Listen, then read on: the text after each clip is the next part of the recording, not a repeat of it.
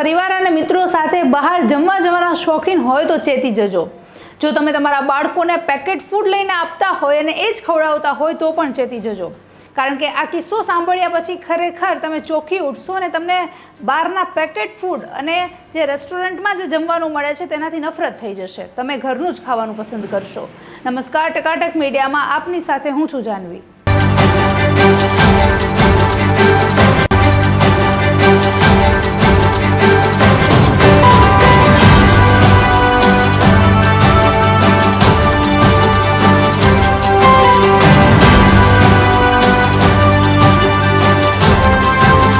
ચટાકેદાર ખાવાના શોખીન, આ સમાચાર માત્ર તમારા માટે જ છે। આપણે સવારે જાગીએ અને રોજ એવા કંઈક સમાચાર આવે કે આજે ફૂડ વિભાગે જે તે રેસ્ટોરન્ટમાં, જે તે હોટેલમાં દરોડા પાડ્યા અને આ ખાદ્ય પદાર્થનો જથ્થો પકડાયો। ઘણીવાર જે સડેલા શાકભાજી છે તે મળી આવતા હોય છે, ઘણીવાર જે વાસી લોટ છે તેવું મળી આવતું હોય છે, લોટમાંથી જે નાની નાની જીવાતો મળી આવતી હોય છે। ફૂડ વિભાગ ચેકિંગ કરે, આ પ્રકારની વસ્તુઓ મળે એ હવે કદાચ સૌરાષ્ટ્ર, ગુજરાતમાં ને બધી જગ્યાએ બહુ સામાન્ય વાત થઈ ગઈ છે અને લોકોને પણ હવે ખબર પડી ગઈ છે કે ફૂડ વિભાગ જે કાર્યવાહી કરે છે તેની પાછળનું સત્ય શું હોય છે।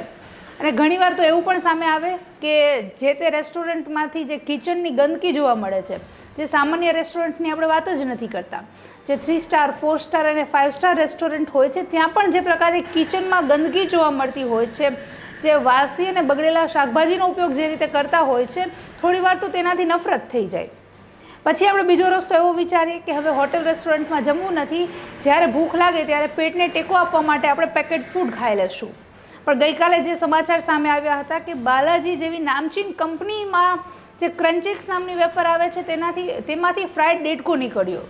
હવે પેકેટ ફૂડ પર પણ વિશ્વાસ કઈ રીતે કરવાનો, અને એ પણ બાલાજી જેવી નામચીન કંપની કે જેનું જે કદાચ એન્યુઅલ ટર્નઓવર જોઈએ તો ઘણા કરોડોનું હશે।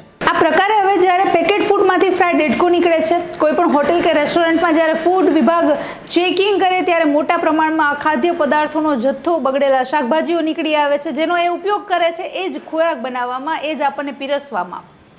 તો હવે સામાન્ય લોકો એવું વિચારે આ સમાચાર જોયા પછી કે હવે આપણે કોઈક સારા મોંઘા રેસ્ટોરન્ટમાં જશું કે જ્યાં આપણે જે પ્રમાણે વળતર ચૂકવીએ છીએ તેવી સર્વિસ અને હાઇજીન પણ એ લોકો મેન્ટેન કરતા હોય।